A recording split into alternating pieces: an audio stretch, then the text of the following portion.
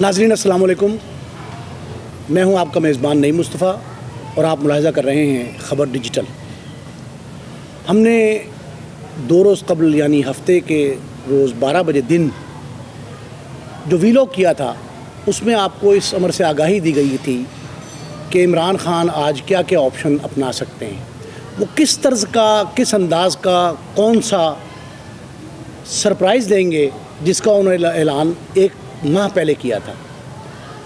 और जो बातें हमने कही थी मोरलेस वही उन्होंने जो है ऐलानात किए, और वो ऐलान भी इस कदर शद्दोमद के साथ थे कि हमने जिस बात का गालिब इम्कान ज़ाहिर किया था कि वो आज अपने तीनों सूबाई हुकूमतें जो उनकी हैं, गिलगित बिल्तिस्तान की, पंजाब की और खैबर पख्तूनख्वा की, इनको तोड़ने जा रहे हैं, इनकी असम्बलियाँ तहलील करने जा रहे हैं। और वही ऐलानात उन्होंने हफ़्ते के रोज़ रात 10 बजे के करीब किए, और यूँ ख़बर डिजिटल को ये एजाज़ हासिल हुआ और हमने इस अमर की बाजी ली कि जो प्रोग्राम हमने किया उसमें दिए गए मंदरजात और उनकी तफसीलात के मुताबिक ही पाकिस्तान तहरीक इंसाफ के चेयरमैन ने वो ऐलानात किए। इस पर ख़बर डिजिटल मुबारकबाद का मुस्तहिक़ है, और हमारी टीम जो है जिसमें बासित साहब हैं और ये हमारे दानियाल हैं, ये लोग भी मुबारकबाद के मुस्तहिक़ हैं कि इन लोगों ने ख़ासी मेहनत के साथ जो है इसको आप तक पहुँचाया था। उसी का फॉलोअप आज भी हाज़िर खिदमत है। आपने देखा कि आज 2 रोज़ गुजरने के बाद मुख्तलिफ़ मेन स्ट्रीम मीडिया पर, चैनल्स पर, अखबारात में, और उसके बाद सोशल मीडिया, डिजिटल मीडिया पर भी ये बात ज़ेर बहस है कि इमरान ख़ान साहब के ऐलानात की हैसियत और वक़्त क्या है। इसके मुख्तलिफ़ पहलू हैं, अगर आप ये गौर फरमाएँ और ये देखें कि इमरान ख़ान साहब ने जो ऐलानात किए हैं वो काबिल अमल भी हैं कि नहीं हैं।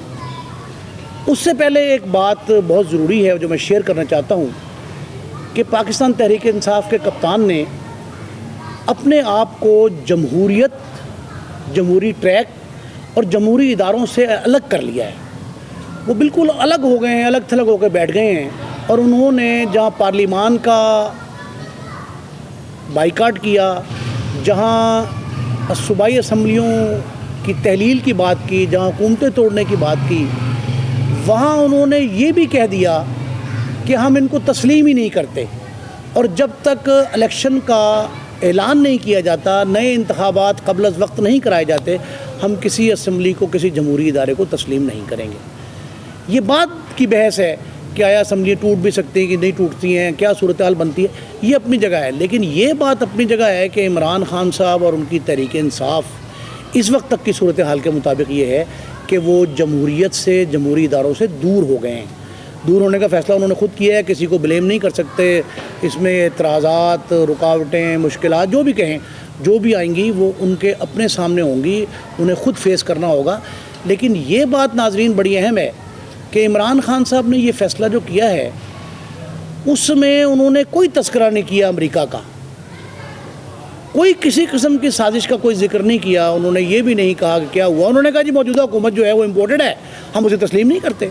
ओके, आप न करें तस्लीम, लेकिन हुकूमत के पास भी मुख्तलिफ़ हथियार और ऐसे औज़ार भी हैं जिससे वो ये अपनी रिट मनवाने के लिए पूरी कोशिश करेगी। लेकिन ये बात देखने वाली है कि इमरान ख़ान साहब ने आखिर ये फ़ैसला किया, ये किस हद तक काबिल अमल है। पंजाब की हद तक तो बिल्कुल वाज़ेह था कि इमरान ख़ान साहब को लाहौर से एक प्राइवेट चार्टर के ज़रिए पिंडी जाना पड़ा। पेशावर और गिरदोनवा के जो लोग थे वो किस कदर वहाँ आए, ये भी आपके सामने है। खैबर पख्तूनख्वा के चीफ़ मिनिस्टर का जहाज़, हेलीकॉप्टर जो भी उन्होंने इस्तेमाल किया वो भी आपके सामने है। लेकिन इमरान ख़ान साहब को पंजाब से क्या सपोर्ट मिलती है, वज़ीर आला पंजाब या उनकी पाकिस्तान मुस्लिम लीग काफ किस हद तक उनको उनका साथ देती है, या काफ लीग के बारे में जो ये अफवाहें ज़ेर गर्दिश हैं कि वो नून लीग से इल्हाक़ करने जा रहे हैं।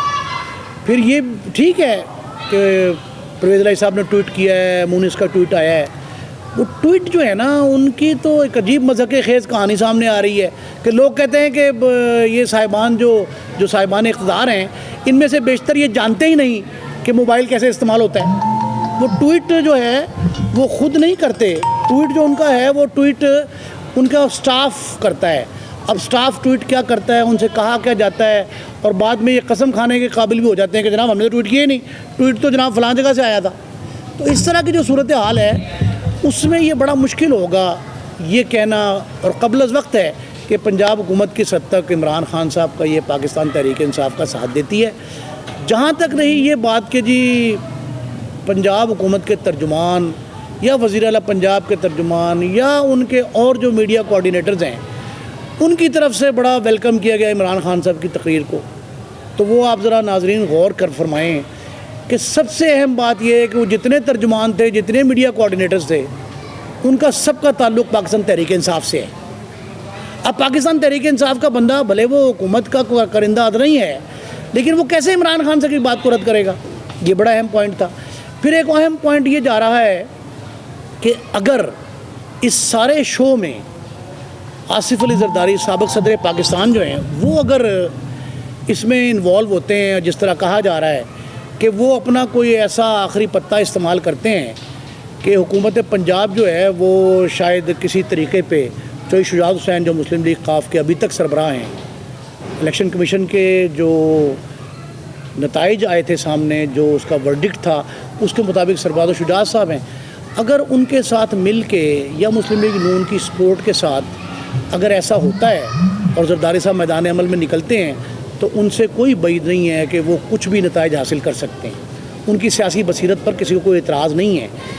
دوسری اہم بات یہ ہے جو کہا جا رہا ہے کہ پنجاب میں اور خیبر پختونخوا میں جو اپوزیشن اراکین ہیں وہ کسی نہ کسی طور، کسی نہ کسی طریقے پر عدم اعتماد پیش کر دیں گے وزیر اعلیٰ کے خلاف۔ دونوں وزراء اعلیٰ کے خلاف عدم اعتماد آ سکتی ہے، لیکن اس سے ہٹ کے ایک بات بڑی اہم تھی۔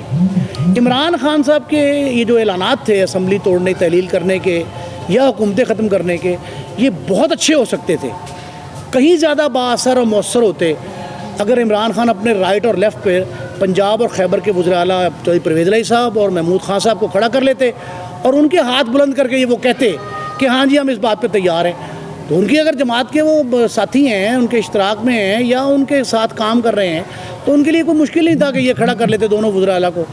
اس کے بعد کی صورتحال عوامی مقبولیت کی تھی نا وہ مختلف ہونی تھی، لیکن اب تک جو عمران خان صاحب نے ایکٹ کیا ہے، جو اعلانات کیے ہیں، ان کا سیاسی مستقبل مخدوش ہے۔ خدشات کیا ہیں؟ پہلا خدشہ تو یہی ہے کہ پنجاب حکومت کہاں کھڑی ہے۔ اچھا، خیبر پختونخوا کے بارے میں کہ آپ کو میں اہم اطلاع دوں، خیبر پختونخوا کی حکومت میں 3 مختلف گروپ ہیں۔ وہ 3 مختلف گروپ جو ہیں ان میں سے ایک گروپ تو بالکل تیار نہیں ہے اس بات پہ۔ میری ان میں سے ایک بڑے اہم لیڈر سے بات ہوئی ہے ابھی گزشتہ رات ہی، وہ یہ کہتا ہے جی ہم تو نہیں دیں گے استعفے، ہم اسمبلی کو تحلیل کرائیں۔ انہوں نے کہا جی ہم 20-20 25-25 کروڑ روپے خرچ کر کے ممبر منتخب ہوتے ہیں اور ہمارا تو سر پھاڑ دیں گے، ہمارے ووٹرز جو اراکین اسمبلی جن کو منتخب کر کے وہ بھیجتے ہیں ان کا تو وہ ناطقہ بند کر دیں گے اپنے حلقوں میں، پھر ہم نے دوبارہ 6-7 ماہ بعد بھی الیکشن میں جانا ہے۔ اب یہ صورتحال جو ہے اس کے لیے خاصے مشکلات درپیش ہیں پی ٹی آئی کے لیے۔ ایک اس میں بڑی اہم بات ابھی تازہ ترین اطلاع یہ ناظرین آپ تک نہیں پہنچی ہوگی، کسی مین اسٹریم میڈیا کا حصہ نہیں بنی، وہ یہ ہے کہ الیکشن کمیشن سے رابطہ کیا گیا سم ہاؤ، ڈائریکٹ یا انڈائریکٹ کسی نے رابطہ کیا، حکومت نے کیا یا پبلک نے کیا۔ ان سے یہ کہا گیا کہ اگر پنجاب اور خیبر میں بائی الیکشن کروایا جائے تو کیا صورتحال ہوگی۔ ان کا جو ترجمان ہیں الیکشن کمیشن کے، انہوں نے بڑے واضح الفاظ میں یہ کہا ہے، ابھی تھوڑی دیر پہلے اعلامیہ جاری کیا انہوں نے، وہ یہ کہتے ہیں کہ ہم ہر لمحہ تیار ہیں، جتنی سیٹیں خالی ہوں اتنے الیکشن کروا دیں گے۔ اگر عدم اعتماد اسمبلیوں میں پیش ہو جاتی ہے خیبر میں اور پنجاب میں تو اس وقت کے بعد تو حکومت نہیں ٹوٹ سکتی، اور یہ بھی کہا جا رہا ہے کہ شاید حکومتی جماعت کے لوگ ہی یہ کوشش کریں کہ عدم اعتماد پیش ہو جائے تاکہ ہماری جان بچ جائے، ہماری خلاصی ہو جائے۔ تو الیکشن کمیشن کا کہنا ہے کہ دونوں صوبوں میں اگر بائی الیکشن کروایا جاتا ہے، ضمنی انتخاب ہوتا ہے تو 22 ارب روپے خرچ ہوں گے۔ بائی الیکشن پہ 22 ارب روپے، پنجابی کی زبان میں بائی الیکشن پہ 22 ارب خرچ ہوں گے۔ جب 22 ارب خرچ ہوں گے تو یعنی آپ یہ سمجھ لیں کہ 15 سے 16 ارب جو ہیں وہ پنجاب میں اور 6 سے 7 ارب جو ہیں وہ خیبر میں خرچ ہونے ہیں، چھوٹے علاقہ ہے۔ اور 30 دن کی مہلت مانگی انہوں نے کہا ہمیں حکومت 30 دن دے، ہم 30 دن میں دونوں صوبوں میں بیک وقت الیکشن کرا سکتے ہیں، تاریخیں مختلف بھی رکھ سکتے ہیں، جیسے آسانی ہوگی ہم کر دیں گے۔ لیکن آپ اگر یہ سمجھ لیں کہ آپ کو اگر بائی الیکشن میں جانا ہے کسی صوبے کے لیے تو اس میں صرف 30 دن الیکشن کمیشن کو چاہیے۔ اس کا مطلب یہ ہے کہ حکومت یہ بھی تیاریاں کر رہی ہے کہ اگر پاکستان تحریک انصاف کے اراکین اسمبلیوں سے بے دخل ہو جاتے ہیں. جس طرح قومی اسمبلی کے چند حلقوں سے انہوں نے اپنے بائیکاٹ کا اعلان کیا تھا, بعد میں کچھ مکر بھی گئے تھے. تو اگر یہ صورتحال ہوتی ہے تو پھر الیکشن کمیشن بھی تیار ہے اور وہ ضمنی انتخاب کروا دے گا. رہی بات یہ کہ جی کیا ہونا ہے, عمران خان صاحب نے ایسا کیا کیوں؟ عمران خان صاحب کے پاس جو پہلے بیانیہ تھا, اگر ان کے یہ چوٹ لگنے سے اور اس سے یہ جو مین مسئلہ ہے اس وقت نا کہ یہ عمران خان کا جو لانگ مارچ کے دوران تیسرا مرحلہ اب آ گیا نا, جو دوسرے مرحلے میں ان کو گولیاں لگ گئیں اور گولیاں لگنے کے بعد زخمی ہو گئے, گھر پڑ گئے. تو اس وقت ان کا بیانیہ تھا کہ جو اعلیٰ افسران تھے پاکستان آرمی کے, پاک فوج کے, ان کی تعیناتی ان کی مرضی کی ہو, یا ان سے مشاورت کی جائے یا کنسلٹیشن ہونی چاہیے, جو بھی تھا.